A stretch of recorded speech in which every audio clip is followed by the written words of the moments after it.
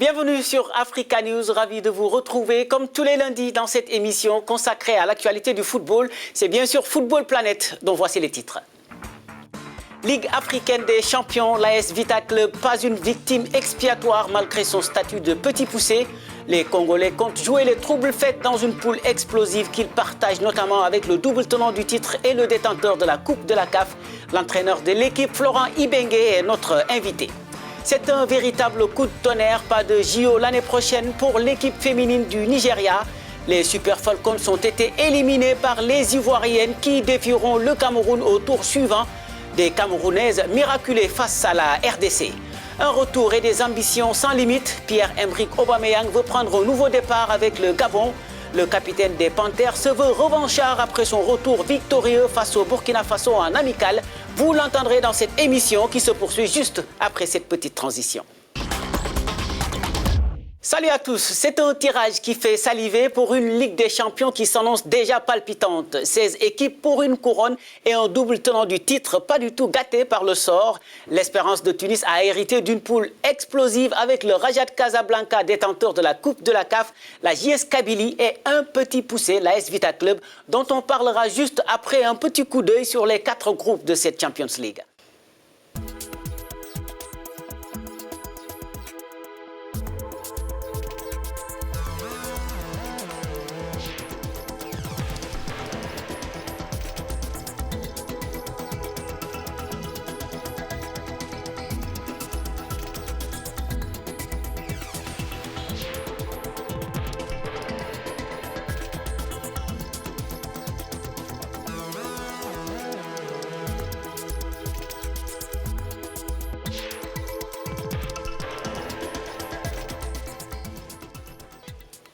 Un plateau excitant avec, je le disais, des petits poussés en quête d'exploit comme les Congolais de l'AS Vita Club qui ne manquent pas d'ambition malgré leur statut. Nous sommes justement en ligne avec l'entraîneur de l'équipe, Florent Ibenge. Bienvenue dans cette émission, coach. Alors, comment voyez-vous d'abord votre groupe dans cette Ligue des Champions? Un groupe très difficile, évidemment. Il y a des très grands noms et vous avez le vainqueur de la Ligue des Champions, le vainqueur de la Coupe de la Confédération, plus le représentant de l'équipe qui est championne d'Afrique. Donc voilà, 3 adversaires difficiles. Mais encore une fois, les matchs se jouent sur le terrain et bien malin qui peut arguer déjà là maintenant, dire qui va passer, qui ne va pas passer, quel match sera difficile ou pas. Nous, on se préparait pour faire du mieux possible à chaque fois. Faire du mieux possible, oui, mais quelles sont concrètement vos ambitions dans ce tournoi? Bon, l'objectif final, c'est comme on fait là, avec une nouvelle équipe, équipe qu'on a récupérée, avec bon, vous êtes journaliste, hein, vous n'êtes pas sans savoir que l'AS Club se situe au-delà de la 100e place africaine au niveau du budget. Et arriver là, face à ces 3 grands là, nous sommes les petits poussés. Donc arriver là, c'est une très très bonne chose pour nous déjà. Mais on ne va pas se montrer comme des victimes expiatoires ou des donneurs de points. On va jouer nos chances comme on fait dans tous les matchs pour essayer de produire du jeu et faire le meilleur résultat possible. Voilà, on s'inscrit dans cette logique-là. Les meilleurs résultats, ça passe sans doute par assurer le maximum de points à domicile. On va jouer nos matchs, vous savez, personne n'interdit qui que ce soit de prendre des points à l'extérieur. Mais on sait que c'est difficile. Mais je vous dis encore une fois, on n'est pas dans cette logique un peu, entre guillemets, mercantile. Mais il est bien vrai que quand on est dans un mini-championnat, il faut avoir plutôt la politique de l'écureuil, c'est d'amasser des points et pas forcément à domicile. Partout, c'est possible. Donc, c'est à la fin des 6 matchs qu'on voit les 2 qui vont passer, les 2 qui vont rester. Et bon, nous, on s'inscrit vraiment dans la logique de faire les meilleures productions possibles et pas avoir de regrets à chaque fois. Alors, avant de nous quitter, parlez-nous un peu de votre équipe. Comment elle évolue avec les départs que vous avez enregistrés cette saison? Le groupe est très perfectible. On s'avère être hermétique défensivement parce qu'on vient de faire 8 matchs en encaissant un seul but. Avec 7 affilés, on n'avait pas encaissé. Donc on est plutôt pas mal de ce côté-là, mais d'un autre côté, on marque très peu et on se crée quand même beaucoup d'occasions, on n'arrive pas à les concrétiser. Donc voilà, il faut qu'on continue à travailler pour trouver la meilleure manière de faire trembler les filières. Mais sinon, on arrive à produire du jeu, on a un groupe qui est joueur, voilà, et une autre aventure avec un autre groupe. Merci beaucoup, coach, et bonne chance. Merci à vous. C'était donc Florent Ibenge, entraîneur de l'AS Vita Club de la RDC. Revenons sur le match avorté Zamalek Génération Foot. Il sera finalement disputé le 24 octobre prochain. Dans une logique de bataille, après l'éclatement de la polémique, les Sénégalais ont fini par accepter la décision de la CAF. Et le responsable de la communication du club, Talafal, nous explique les raisons de ce revirement. Vous savez que quand on lit bien le règlement, dans l'article 9, il y a un vide juridique qui s'est installé et que les gens n'ont pas eu peut-être le temps de bien voir. Parce qu'il dit juste qu'en cas de désaccord, il n'y a que la commission interclub qui est habilitée à pouvoir déprogrammer et délocaliser ce match-là. Donc, à partir de ce moment, il peut y avoir ni vainqueur ni vaincu. Et même si aujourd'hui, vous saisissez les taxes, vous ne pouvez pas avoir gain de cause sur cette affaire-là, parce qu'il y a un vide juridique. Donc nous, de notre côté, on est calme, on est serein, on va discuter ce match-là.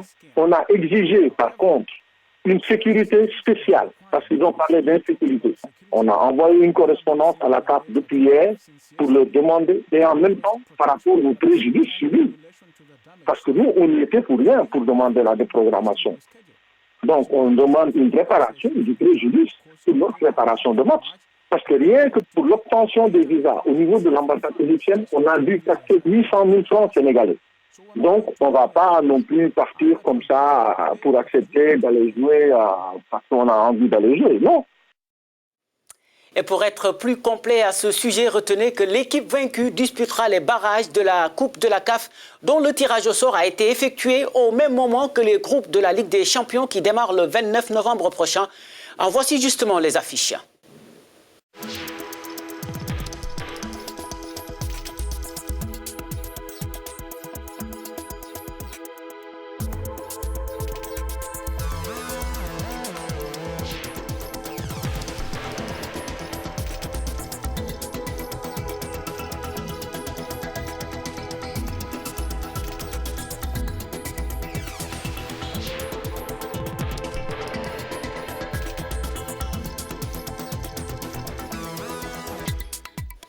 Rendez-vous le 27 octobre pour les matchs aller-retour le 3 novembre.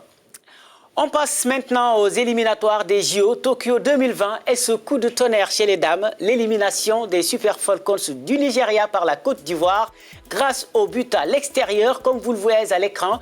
Les Ivoiriennes qui affronteront au tour suivant le Cameroun qui a eu très chaud en RDC, défaite de 1.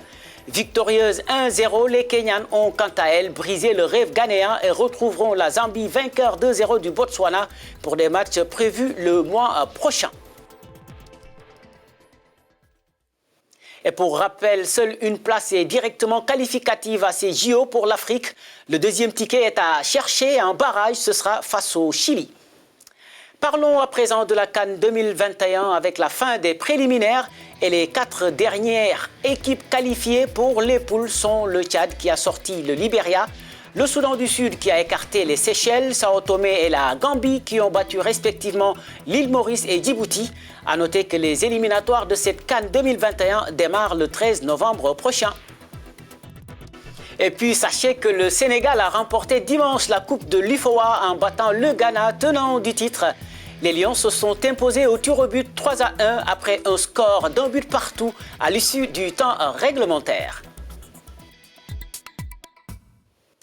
Je vous le disais en titre, Pierre-Emerick Aubameyang à l'heure du rachat après la désillusion de la CAN 2019. C'est bien reparti pour le buteur d'Arsenal qui a offert la victoire aux Panthères en amical face au Burkina Faso. Mais au-delà de ce but, c'est surtout l'envie et la détermination du capitaine à prendre sa revanche sur l'histoire qui marque les esprits. Suivez sa réaction après le match. Ça fait plaisir, ça fait du bien. Ça faisait un bon moment qu'on n'avait pas gagné. Et, voilà, c'est une nouvelle dynamique. On repart avec beaucoup d'ambition. Avant tout, on veut énormément travailler. Moi, personnellement, je suis quelqu'un de revanchard. Donc voilà, ça ne s'est pas bien passé ces derniers temps. Donc j'ai envie de changer cette image de moi que j'ai peut-être en sélection. Donc voilà, ça commence bien avec une victoire maintenant. Il va falloir continuer. Bien sûr, on sait qu'on n'a pas le droit à l'erreur. Je dirais même que c'est une obligation de se qualifier. C'est normal avec les qualités qu'on a. Voilà, je pense qu'il va falloir qu'on bosse comme on l'a fait aujourd'hui et montrer de l'ambition. J'entends tellement de choses que voilà, je ne prête pas forcément attention, mais j'ai plutôt envie de montrer un autre joueur. Je parle en termes de performance. Plutôt que les critiques. Les critiques, vous savez, on a le droit d'être critiqué, c'est normal. Les supporters attendent de vous et c'est normal. Mais je parle sur le terrain, justement, je vais être revanchard parce que justement, on ne s'est pas qualifié. Et voilà, je sais que je peux donner énormément plus. Alors c'est ça que j'ai envie de montrer. Et je rappelle que le Gabon évoluera dans le groupe D des éliminatoires de la CAN en compagnie de la RDC, de l'Angola et de la Gambie. En bref, pour terminer, sachez que le Nigeria a tenu en échec le Brésil dimanche en amical à Singapour. Score final, 1 but partout. À noter la sortie sur blessure de Neymar, mais a priori, rien de bien grave. Les Super Eagles qui imitent ainsi le Sénégal qui a contrarié les Oriverdés sur le même score jeudi, toujours à Singapour. Nous voici arrivés au terme de cette émission. On se donne rendez-vous la semaine prochaine pour un autre numéro de Football Planète. Mais l'actualité se poursuit sur notre antenne et sur notre site web www.africanews.com. Au revoir.